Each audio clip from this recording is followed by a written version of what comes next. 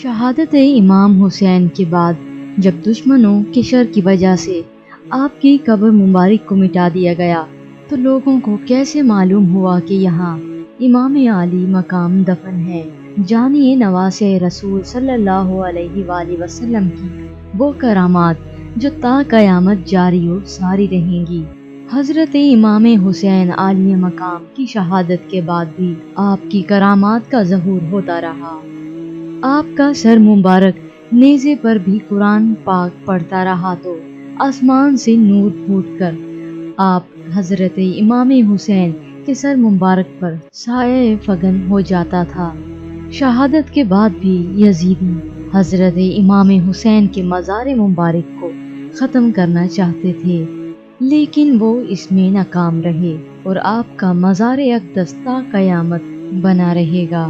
ابن عساکر تاریخ مشق میں نقل کرتے ہیں کہ حضرت عبداللہ بن ضحاک رضی اللہ عنہ سے روایت ہے، انہوں نے فرمایا کہ ہمیں حضرت ہشام بن محمد رضی اللہ عنہ نے بیان کیا ہے کہ جب امام حسین کی قبر مبارک پر پانی بہایا گیا تو 40 دن کے بعد سوکھ گیا اور قبر پاک کا نشان مٹ گیا۔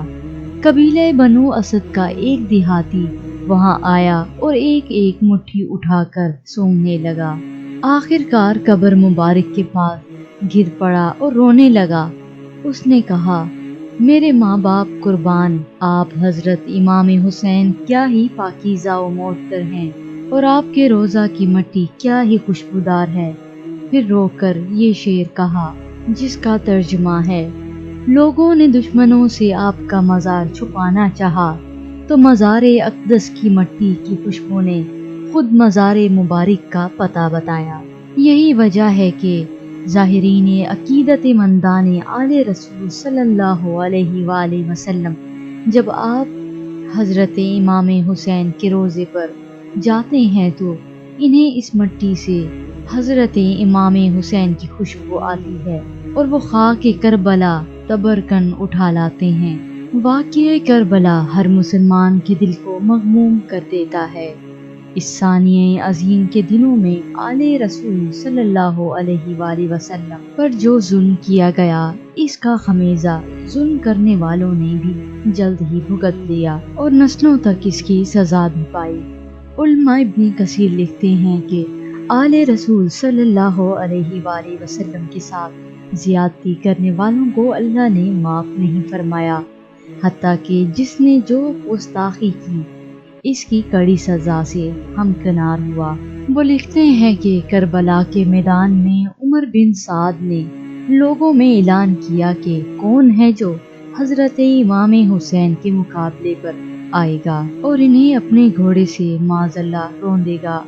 تو اس کا اعلان سن کر 10 بدبخت آگے آئے۔ ان میں سے ایک شخص وہ تھا جس نے امام عالی مقام کی قمیض مبارک چھینی تھی اور اس کے فوری بعد وہ بدبخت برس کی بیماری میں مبتلا ہو گیا تھا اور لوگوں کے لیے عبرت کا نشان بن گیا۔ وہ بدبخت ناپاک اور منافق انسان تھا جس کا جسم جنت کے سردار امام عالی مقام کی قمیض مبارک کا بوجھ نہیں اٹھا سکتا تھا۔